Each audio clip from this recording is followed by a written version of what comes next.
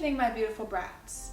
Apparently, fashion cannot give us peace for more than 5 minutes because Olivier Rousteing, yes, the Olivier,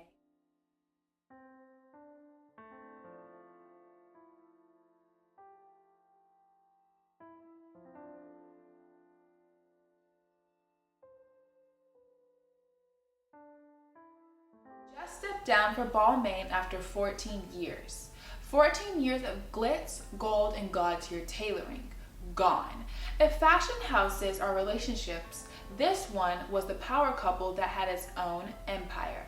And now we're watching that breakup in real time, with good lighting and perfect posture, of course. First discovered and applauded him at 3 p.m. on September 28, 2011. Anna Wintour had to clean her sunglasses, it was so dazzling.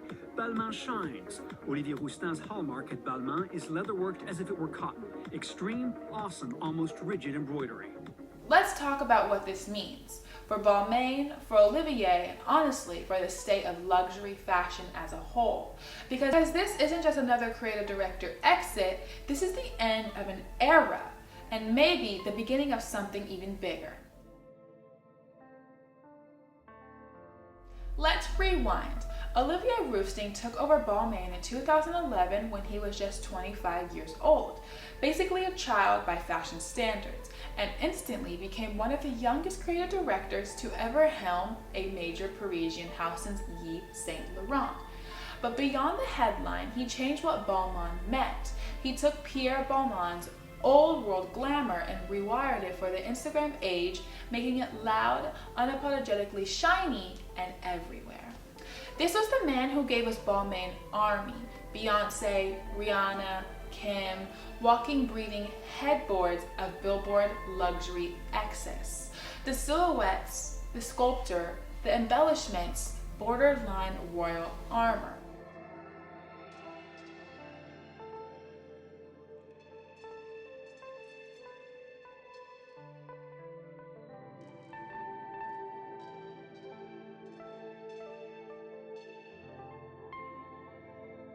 Balmain became a pop culture empire, not just a fashion house. It was gold, leather, and confidence turned into fabric. And if you think I'm exaggerating, go Google that Balmain times H&M collab.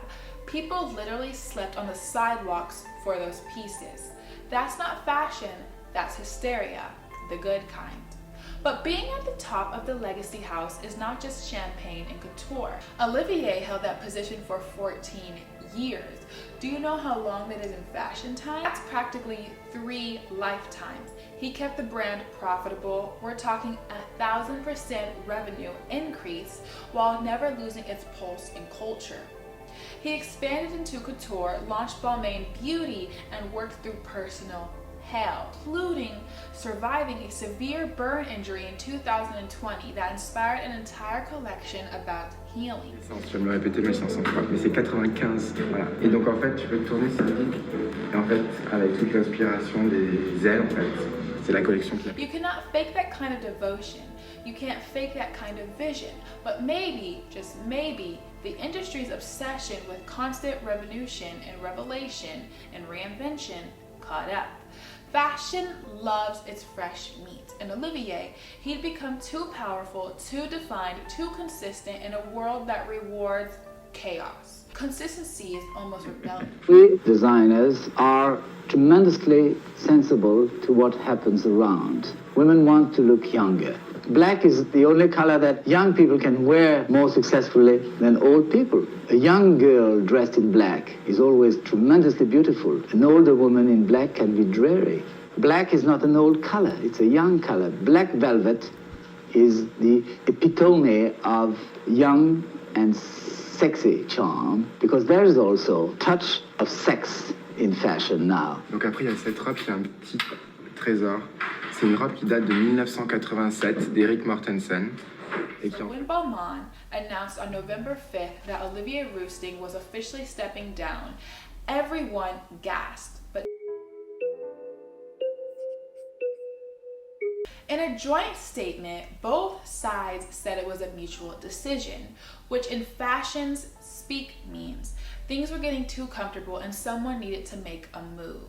He left with grace because, of course, he did. He thanked his team, called them his chosen family, and said he'll carry the memories forever. Translation, he's moving on, but he's leaving his crown perfectly polished on his way out. Olivier's departure marks more than a leadership change. It closes a chapter on the last great fashion storyteller who built culture and couture at the same time. He did not just sell clothes, he sold identity, confidence, fantasy. He turned the Balmain woman into an unapologetically forceful. Il y a plein de choses qui se passent dans ma tête quand je chalue. Tu penses à tous les gens qui sont en face de toi et tu te dis, bon, qu'est-ce qu'ils vont penser de ta collection? Tu penses à ton équipe, t'as vu pleurer, t'as vu rire, mais ça va très vite. Et quand t'es sur le podium, tu penses plus à rien.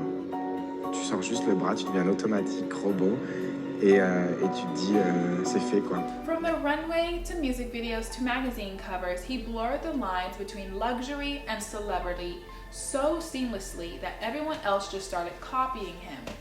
And that's why his exit stings, because this wasn't someone playing dress up in a legacy brand. This was someone who redefined what it means to being in one.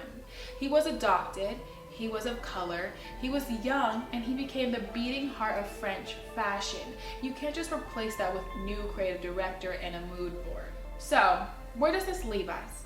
Balmain will move on, it always does. But Olivier Rousteing will be fine, better than fine. Actually, he's only 40, and his creative journey is nowhere near. If history is any indication, this man's chapter is going to shake the entire industry again, because love him or hate him, his fashion, bold, dramatic, and too much in the best possible way. And honestly, that's exactly what fashion needs. To be honest, I would love to see Olivier at Fendi. I'll see you in the next one, where we'll probably be talking about another creative director exit because the industry can never sit still. But until then, stay opinionated, stay overdressed, and as always, don't believe in the hype, wear it. Sincerely written in style, Mrs. October, aka the Princess of Fashion, aka the Face of Fashion, aka the sole reason who puts the H in fashion. Hailey Henderson.